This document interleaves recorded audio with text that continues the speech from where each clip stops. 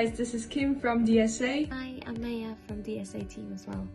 And today we're gonna talk about how to get a job here.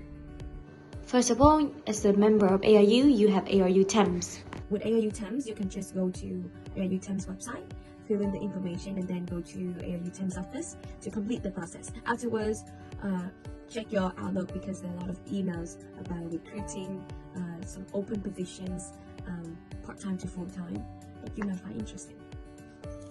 The simplest way to get a job is to go job hunting.